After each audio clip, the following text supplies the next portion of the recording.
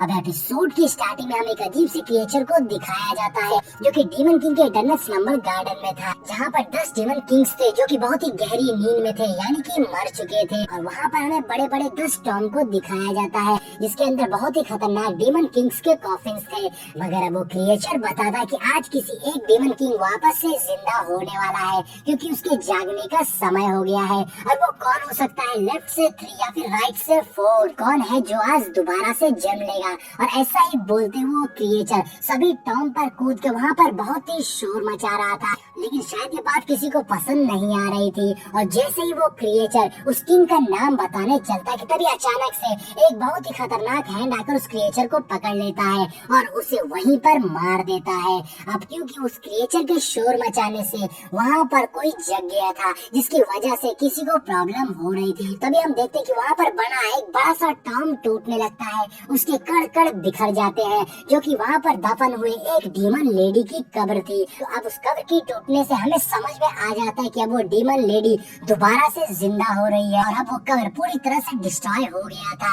और तभी वहाँ पर हमें एक लेडी दिखाई देती है जो कि दिखने में ही बहुत ही ज्यादा खतरनाक लग रही थी। और वहाँ उसके जन्म लेते ही एक अजीब सा दिखने वाला पक्षी आकर उसके हाथों पर बैठ जाता है, जिसके बाद वो लेडी अपनी डेविल स्माइल देती है और उसके बाद वो लेडी एक और बड़े से टॉम के पास जाती है और बोलती है, माय लव, तुम और कितनी देर अभी सोओगे? अब तुम्हारे जागने का समय आ गया है क्योंकि ऑस्टिन ग्रिफिन वापस आ गया है और इसलिए मैं बहुत खुश हूँ क्योंकि इस बार मैं उसे अपने हाथों से मारूंगी। अब ये सब देखकर समझ में आ रहा था कि वो लेडी अपने पार्टनर को जिंदा करने वाली थी ताकि वो दोनों साथ मिलकर ऑस्टिन ग्रिफिन को मार सके। अब ये कहानी और भी ज्यादा खतरनाक होने वाली है क्योंकि इन सभी डीमंस की ऑस्टिन ग्रिफिन के साथ में कोई जाती दुश्मनी लग रही है, जिसके बाद वो लेडी पीछे हो जाती है और अपनी पावर्स को एक्टिवेट कर देती है, जिससे हम देखते हैं कि वहाँ नीचे एक फॉर्मेशन बन जाता है और बहुत तेज ऑरा निकलकर उस फॉर्मेशन से आसमान की ओर जाने लगता है, जहाँ पे वो लेडी अपने फायर ऑफ सोल का यूज करके अपने पार्टनर को जिंदा करने लगती है। जिसके बाद वो अपने सामने वाले टॉम पर अटैक कर देती है जिसके अंदर उसके पार्टनर की लाश दफन थी। अब वो टॉम टूटने लगता है और वो लेडी बोलती है, माय लव, दुनिया कब से तुम्हारे जागने का इंतजार कर रही थी। और तभी हम देखते कि उस कब्र के अंदर से बहुत ही स्ट्रॉन्ग ऑरा निकल रहा था। इसके बाद हम उसी ऑरे के अंदर से कॉफिन को बाहर निकलते हुए देखते हैं, जिसे देखकर साफ लग रहा था कि जरूर ये किसी बहुत ही खतरनाक डीमन का कॉफिन होगा। और ये देखकर तो लेडी बहुत ही खुश थी, उसके खुशी का ठिकाना नहीं था, जैसे कि उसे पता नहीं क्या मिल गया हो, वो बस मुस्कुराए जा रही थी। और तभी हम देखते एक हाथ बाहर आता है जिसे वो लेडी पकड़ती है और यहाँ हम देखते हैं कि अब डीमन किंग का दोबारा से जन्म हो गया था, जिसका मतलब है कि आने वाले एपिसोड्स में बहुत ही ज्यादा तहलका मचने वाला है।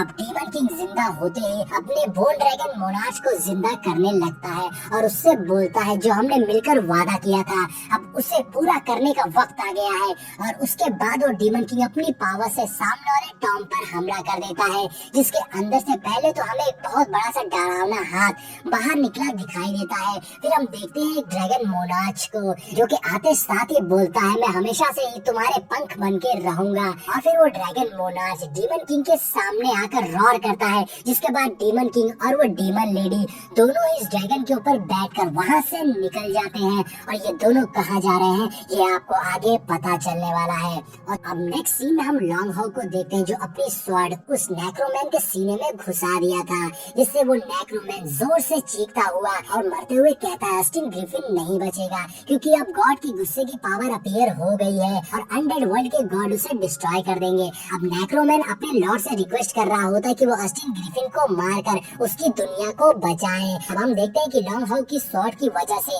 वो नेक्रोमैन मारा गया था और लॉन्ग हॉग को भी अब राहत की सांस आती है क्योंकि अब उसने डेड मैन को मार दिया था। लेकिन तभी लॉन्ग हॉग को कुछ महसूस होने लगता है। लॉन्ग हॉग बोल रहा होता है कि कुछ तो हुआ है, पर क्या?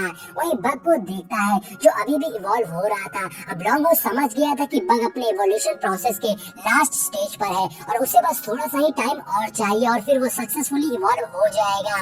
अब लॉन्ग हॉग ये सब सोच ही रहा होता है कि तभी पीछे बिजली कड़कती है और लॉन्ग हॉग जब पलट कर देखता है तो आसमान में वहाँ पर एक पोर्टल ओपन हो जाता है जिसमें काफी सारी एनर्जी थी। और तभी उसी पोर्टल में से वही ड्रैगन मोनार्च निकलता है जो कि बहुत ही पावरफुल था और ड्रैगन मोनार्च वहाँ ऑस्टिन ग्रिफिन के एवोल्यूशन को रोककर से मारने आया था। और इधर बग अभी भी इवॉल्व होने की कोशिश कर रहा रहा था। तभी वो डीमन लेडी अपने ड्रैगन से बोलती है कि गॉड ऑफ रथ विकसित हो रहा है, इससे पहले कि वो विकसित हो उसे मार दो। अब अपने डीमन लेडी का ऑर्डर मिलते ही वो ड्रैगन मोनाश तेजी से हमला करने के लिए बग की ओर जाने लगता है और लॉन्ग हाउ ये देख रहा था। अब ड्रैगन मोनाश ने आइस ब्लू रे स्किल का यूज करते हुए बग पर हमला कर दिया था, लेकिन लॉन्ग हाउ ने भी डिवाइन ब्लॉक शील्ड से ड्रैगन मोनाश के अटैक को ब्लॉक कर दिया था, जिससे वहाँ बहुत सारी एनर्जी निकल रही होती है, क्योंकि वो ड्रैगन मोनाश बहुत ही ज्यादा पावरफुल था। इसे उससे डिफेंड करने में लॉन्ग हाउ को बहुत ही ज्यादा मुश्किल हो रही थी। लॉन्ग हाउ काफी ज्यादा थक गया था और इधर वो ड्रैगन मोनाश लगातार अपनी पावर्स को बढ़ाए जा रहा था, जिससे लॉन्ग हाउ हिल भी नहीं पा रहा था। वो बस उस ड्रैगन के अटैक को ब्लॉक कर रहा था, लेकिन तभी धोखे से डीमन किंग पीछे से जाकर उस फॉर्मेशन में अपनी स्वॉर्ड घुसा देता है, जिससे बग जाग गया था और ये देखकर लॉन्ग हाउ बिल्कुल शॉक हो गया था। इधर वो डीमन लेडी खुश होकर हंसने लगती है, तभी उस फॉर्मेशन से एनर्जी निकलने लग रही थी। तभी हम देखते हैं कि उस एवोल्यूशन शील्ड में एक बहुत ही जबरदस्त धमाका हो जाता है, जिससे डीमन किंग तो पीछे हो जाता है। तभी ऑस्टिन ग्रिफिन को ढूंढने लगते हैं कि वो कहाँ गया, लेकिन वहाँ बहुत ही स्ट्रॉन्ग एनर्जी निकल रही थी और दोबारा से एक बहुत ही स्ट्रॉन्ग अटैक होता है, जिसे लॉन्ग हाउ भी देखता रह गया था। और ये अटैक किसी और ने नहीं बल्कि बग ने ही किया था। इसका मतलब था कि अब बग इवॉल्व हो गया था और अब हम बग को देखते जो कि बहुत ही स्ट्रॉन्ग लग रहा था, वो इवॉल्व होने के साथ बहुत ही ज्यादा अच्छा लगने लगता है। और अब लॉन्ग हाउ जब उसे देखता है तो उसे चैन मिलता है कि फाइनली बग इवॉल्व हो गया। मतलब ये है कि उसकी मेहनत वेस्ट नहीं गई और अब लॉन्ग हाउ चैन से सो सकता है। और तभी लॉन्ग हाउ बेहोश होकर नीचे गिरने लगता है, क्योंकि इतनी ज्यादा फाइट करते हुए लॉन्ग हाउ बुरी तरह से घायल हो गया था और साथ ही बहुत ही ज्यादा थक गया था। और जैसे ही लॉन्ग हाउ नीचे को गिरने लगता है, तभी बग नीचे आके उससे बचा लेता है और अपनी पीठ पर लेटा लेता है। लेकिन ये देखकर दूसरी ओर खड़े डीमन लॉर्ड को बिल्कुल भी खुशी नहीं हो रही थी और वो लेडी बोलती है, हम इन्हें यहाँ से जिंदा वापस नहीं जाने देंगे। जिसके बाद डीमन लॉर्ड अपनी पावर्स को यूज करके स्वॉर्ड ऑफ एविल घोस्ट का यूज करते हुए घोस्ट फॉर्मेशन बनाकर उनके ऊपर अटैक करने लगता है और वो अटैक बहुत ही ज्यादा स्ट्रॉन्ग लग रहा था। वही demon lady rage of spirit technique का यूज करते हुए अपने पीछे एक बहुत ही बड़ा फॉर्मेशन बना लेती है और अब दोनों डीमन साथ में मिलके बग पे हमला कर देते हैं और यहाँ बग उनसे मुकाबला करने के लिए बिल्कुल तैयार हो गया था। और अब वो दोनों का अटैक तेजी से लॉन्ग हाउ और बग की ओर आ रहा था और इसी के साथ में हमारा ये पार्ट यहीं पर एंड हो जाता है।